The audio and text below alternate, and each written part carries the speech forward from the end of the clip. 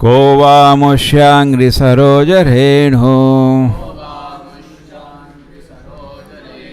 विस्मर्तुमीशित पुमान् विजिघ्रन् यो विस्फुरात् भ्रूविटपेन भूमेः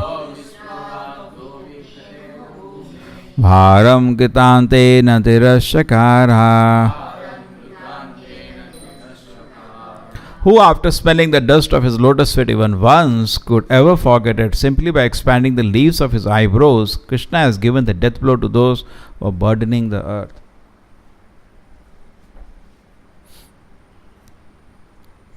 सरोज रेणु, चरण कमल चरण कमल चरण कमल शास्त्र में सुनते हैं, करें बोलते हैं मेरे अपने गुरु के चरण कमल चाहिए, प्रभुपाद जी के चरण कमल चाहिए, कृष्ण के चरण कमल चाहिए.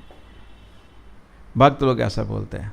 और भोगी लोग अपोजिट सेक्स के, लड़का लड़की के पैर पकड़ता है, लड़की लड़के के पैर पकड़ता है. पैर तो पकड़ता ही है किसी का, हर आदमी किसी का पैर पकड़ता है. जो कृष्ण के जो अभी जो बात हो रही है सरोज, कृष्ण के जो लोटस फीट में जो डस्ट है उसका जो स्मेल है वो आध्यात्मिक है, भौतिक नहीं है. जैसे बोला था ना, खाने में और प्रसाद में बहुत फ़र्क होता है, म्यूज़िक में और कीर्तन में बहुत फ़र्क होता है. और सेम वे कृष्ण के चरण कमलों में और हमारे चरण कमलों में, हमारे चरण कमल नहीं है, चरणों में बहुत फ़र्क होता है. वो जो प्लेजर है, it is said like a honey bee. रूप गोस्वामी बोलते हैं जैसे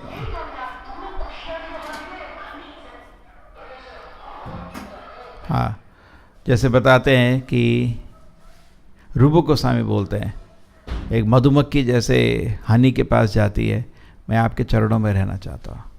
ठीक है. लक्ष्मी जी भी कृष्ण के, नारायण के चरण हमेशा दबाती रहती है और उसको आनंद ही आनंद आता रहता है. हाँ, तो ये लोटस फीट कुछ एक आध्यात्मिक वस्तु है, ये भौतिक वस्तु नहीं है. उद्धव बोल रहे हैं कि किसी ने एक बारी अगर असली स्मेल किया है, अभी हम लोग स्मेल नहीं कर पा रहे बिकॉज वो आध्यात्मिक है, हम खाली भौतिक, हमको आध्यात्मिक नहीं दिखता अभी. तो जब आध्यात्मिक प्रगति होता है उस समय आदमी को भगवान के चरण कमलों का आकर्षण आता है. पहला 2 कैंटो भागवतम का भी भगवान के चरण के लोटस फीट से कंपेयर किया जाता है. इसलिए फर्स्ट 2 कैंटोस को ध्यान से पढ़ के फिर हम आगे प्रगति करते हैं. करें, पहले भगवान का शरण लेना है ढंग से. तो उद्धव बोल रहे हैं अगर किसने भगवान के लोटस फीट को टेस्ट कर लिया तो क्या हो जाएगा? What is the example? Could ever forget it, कभी नहीं कोई भूल पाएगा, क्योंकि there is a transcendental happiness है. मुहु मुहु बार बार वो चीज़ याद रहेगी. जैसे कभी कोई मिठाई खाई बहुत अच्छी कहीं पे, अभी आजकल लोग फेस्टिवल्स को बच्चे लोग उसी से याद करते हैं, करें, टेम्पल्स को भी उसी से याद करते हैं. वो वाला टेम्पल में वो वाला स्वीट अच्छा है, वो वाला टेम्पल, तिरुपति गए वहाँ लड्डू मिलता है वो बहुत अच्छा है, उस मंदिर में गए वो एक स्वीट राइस मिलता है बहुत अच्छा है. हम लोग याद करते हैं और एक बारी खा लिया वो याद आता रहता है, याद आता रहता है, कब जाएंगे उधर दोबारा, पहले वो खाना है, ऐसा याद रहता है. ठीक है ना. तो सेम वे एक बारी जिसने कृष्ण का टेस्ट किया है, कृष्ण से कांटेक्ट किया है, वो जो एक्सपीरियंस है वो बार बार याद आता रहता है, बार बार याद आता रहता है, क्योंकि एंड कभी नहीं भूलेगा आदमी, अनलेस वो अपराध करेगा फिर भूल जाएगा. Otherwise any spiritual taste, because spiritual taste कब आता है? जब भगवान आत्मा को छूते हैं. गुरु परंपरा एक्ट्स लाइक ट्रांसपेरेंट. गुरु परंपरा एक मिरर की तरह काम करता है, उसके through transparently Krishna touches the soul, ठक, एंड उसको एक एक्सपीरियंस आता है.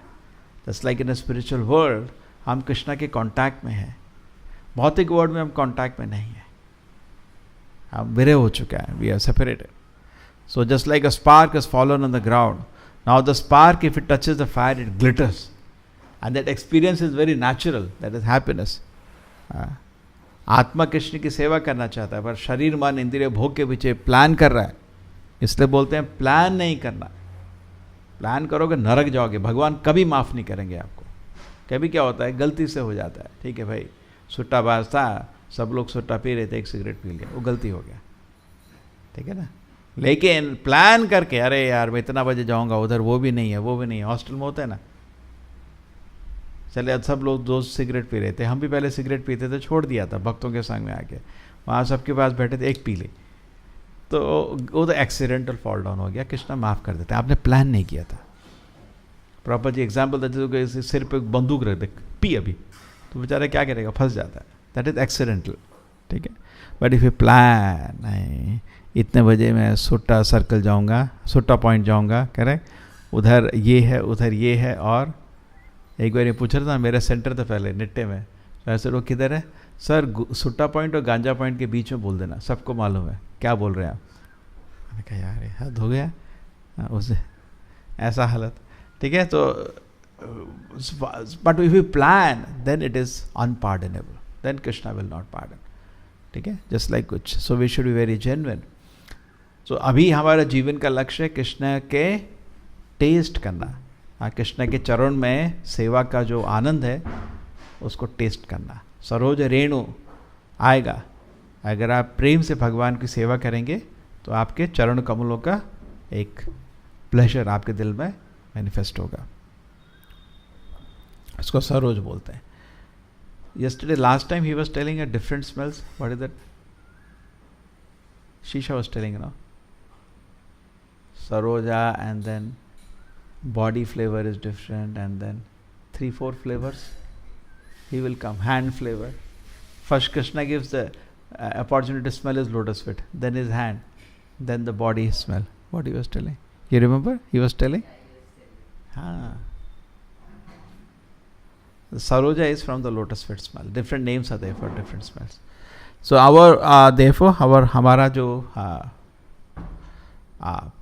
this is, but इतना समझ लेना, ये जो pleasure है, this is transcendental. It is not material. This pleasure is, क्या वो लक्ष्मी दबाई जा रही है, पैर दबाई जा रही है, तो कोई बोर नहीं हो जाएगा?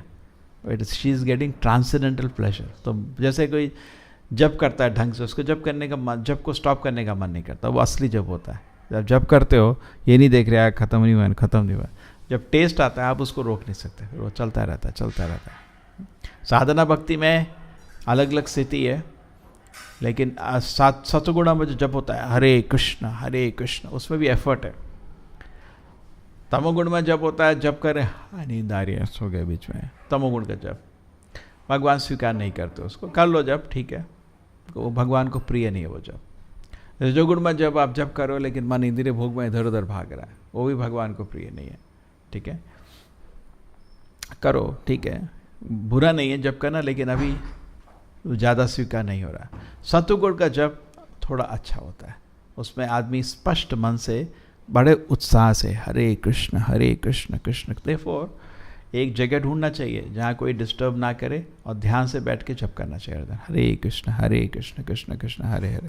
अभी वो तो नहीं कर सकते, जैसे बड़े बड़े आचार्य लोग गुफा में बैठ के करते थे तपस्या, पहले तो ऐसा ही है ना। भक्तिविनोद ठाकुर का भी घर में गए, एक छोटा सा रूम, वहाँ बैठ के जप करते थे अपने, देखा आपने है उसमें। या आपका वो कौन, राधा श्याम सुंदर मंदिर में नहीं है नीचे, वहाँ बैठ के भगवान पे ध्यान लगा रहे थे, श्यामानंद गोस्वामी का एक छोटा सा, देखा वृंदावन में राधा श्याम सुंदर मंदिर में नीचे, हाँ छोटा सा घुस के लोग जाते हैं। और इवन बरसाने में भी ऐसी कुछ जगह हैं जहाँ घुस के लोग जो ध्यान से गुफा में टाइप बना लेते थे, वहाँ बैठ के ध्यान से भगवान पे ध्यान करते थे, बेसिकली भगवान का नाम स्मरण करते थे। कलयुग में तो मेडिटेशन पॉसिबल नहीं है, ठीक है ना, करते थे ध्यान से। तो वैसे ही वो नहीं, एटलीस्ट गुफा तो नहीं, एटलीस्ट एक जगह बैठ के ध्यान से पूरा 16 माला करना चाहिए, हरे कृष्ण कृष्ण कृष्ण हरे हरे, हरे राम ध्यान से सुनने चाहिए एक एक शब्द। तो उसके बाद आपको पहले नाम का शरण लीजिए, धीरे धीरे जैसे प्रगति होगा आपको ये समझ आएगा क्या बात कर रहे हैं उद्धव जी। अभी आपको पता नहीं क्या बात कर रहे हैं, सरोज रेणु क्या है, ये सरोज रेणु मालूम नहीं है। लेकिन अगर आप नाम का सेवा करेंगे ढंग से तो उसके बाद रूप आता है, नाम की सेवा, उसके बाद रूप की सेवा, फिर आपको पता चलेगा क्या बात हो रही है, उद्धव जी क्या बात कर रहे हैं। This is much very confidential.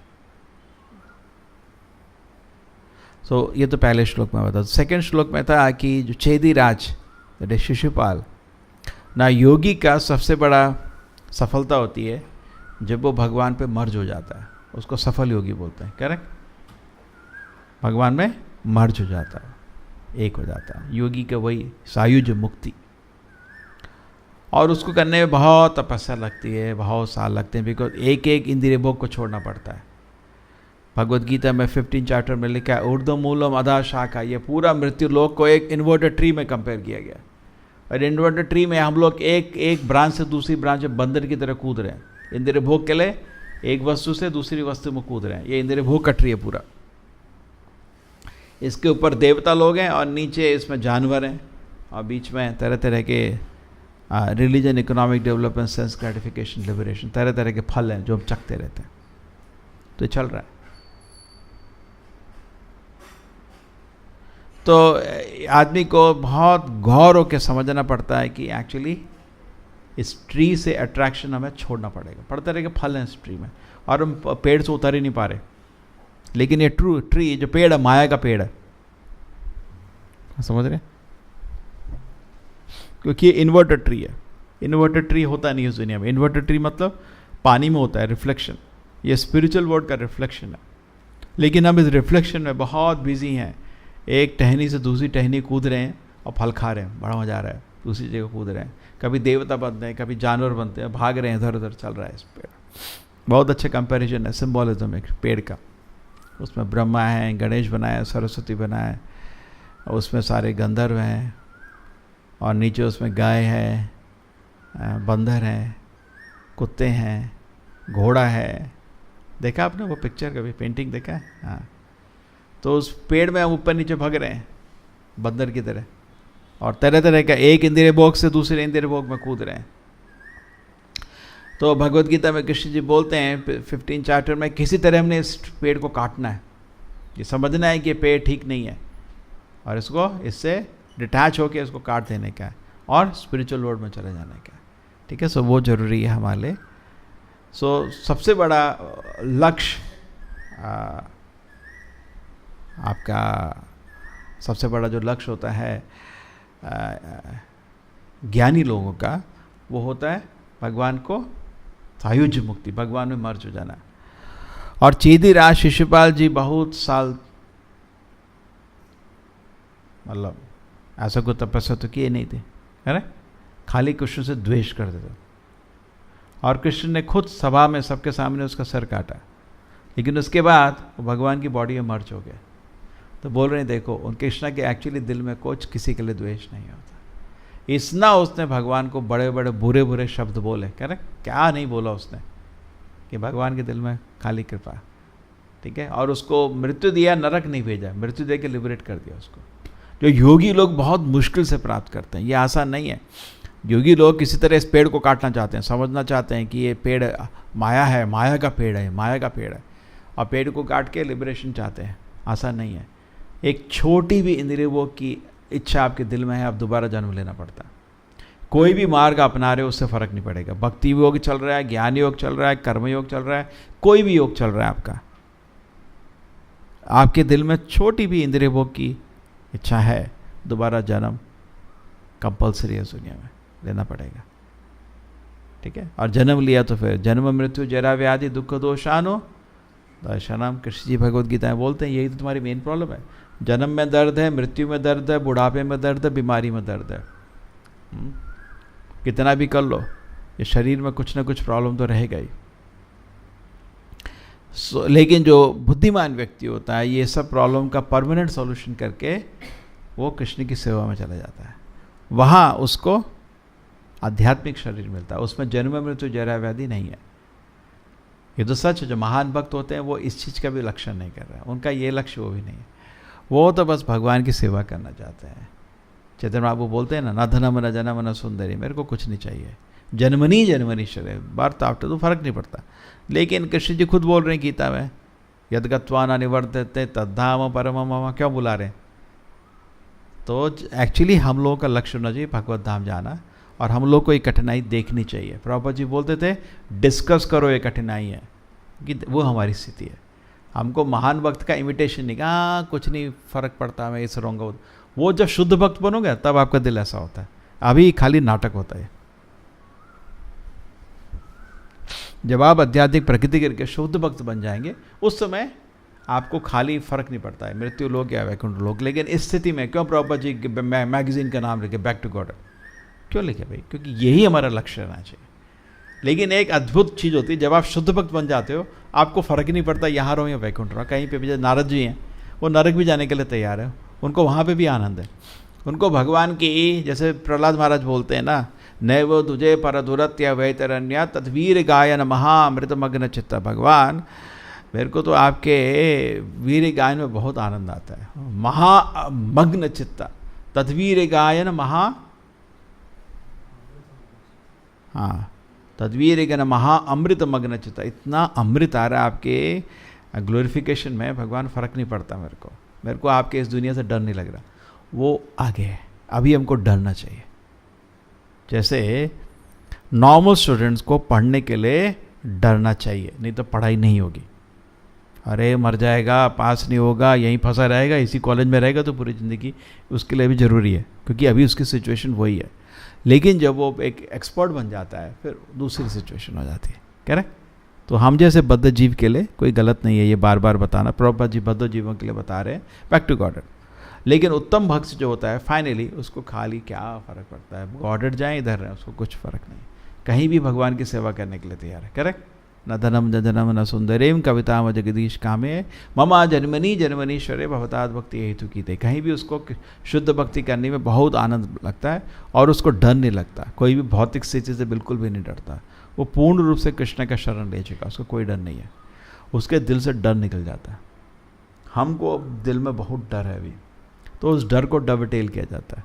अरे दोबारा जन्म लेगा, प्रभुपाद जी बोलते हैं डिस्कस करो बैठ के, मृत्यु में कितना प्रॉब्लम है डिस्कस करो। किसी डॉक्टर को बुलाओ, बताओ कैसे कैसे दर्द होता है मृत्यु टाइम में, बताएंगे डॉक्टर जी। बुढ़ापे में क्या क्या प्रॉब्लम होती है मेडिकली बताएंगे डॉक्टर, है ना? ये सब क्या क्या तरह तरह की बीमारी आती हैं सबके पास और क्या क्या तरफ से लोग तड़पता है, उसको डिस्कस करो, समझो। उसको समझने से फिर आदमी को इस दुनिया से, कोई बोला इधर मजा है क्या, तेरे को पता है क्या क्या प्रॉब्लम है इधर, समझ रहे हैं? आप किसी चीज़ को बहुत अच्छा समझ रहे हो लेकिन कोई आपको पता उधर क्या क्या प्रॉब्लम है। जैसे आप कोई देश जाना चाहते हो, बड़ा अच्छा है यार उधर, ये भी है ये भी है ये भी है ये भी है, फिर बताऊँ वो तो है, मैं तेरे को प्रॉब्लम बताता हूँ उधर ये भी शुरू हो गया ये भी शुरू हो गया, ये मैं नहीं जाने वाला उधर, मेरे को नहीं इंटरेस्ट नहीं है, करेक्ट? तो सेम वे हमको दोबारा जन्म लेना है दुनिया में, फिर मृत्यु आएगी, बुढ़ापा आएगा, वाह बेटर जाओ यहाँ से, समझ रहे हैं?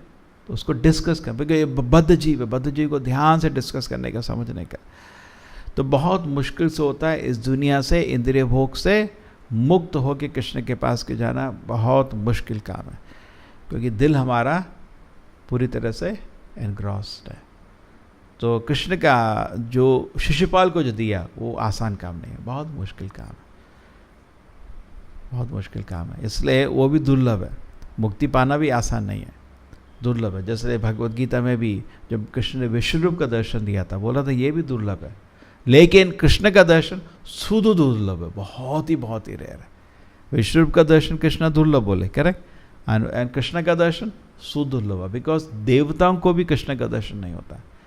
एक दिन में 14 मनु आते हैं, तो जितने भी टॉप देवता हैं वो मनु के जीवन सबसे बड़ा जीवन है, उसके बाद खाली ब्रह्मा और शिव जी का जीवन है।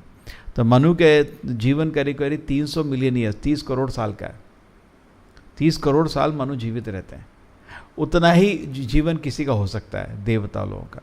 लेकिन कृष्ण जी तो हर मनु के तो उसमें आते नहीं हैं, कृष्ण तो खाली एक मनु के उसमें आते हैं, करेक्ट? दिन में खाली एक बार कृष्ण आते हैं। तो देवता लोगों को 13 मनु का जो सेट है उनको तो कृष्ण का दर्शन नहीं मिलता। नारायण का दर्शन मिल जाता है, लेकिन कृष्ण का दर्शन बहुत मुश्किल है, बहुत बहुत रेयर है, ठीक है?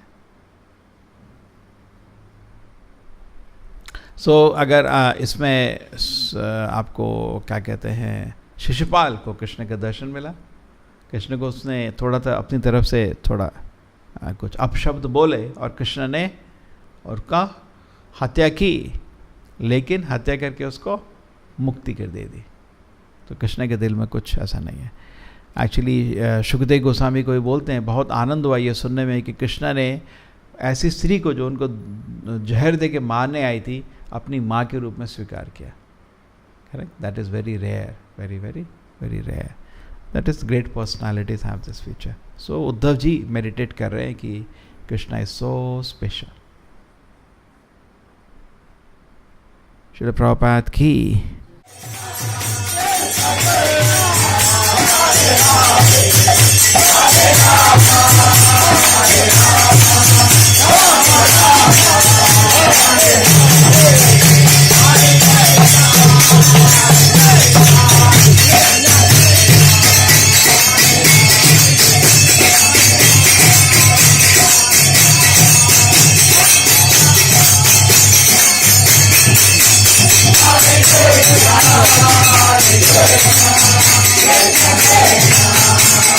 Hare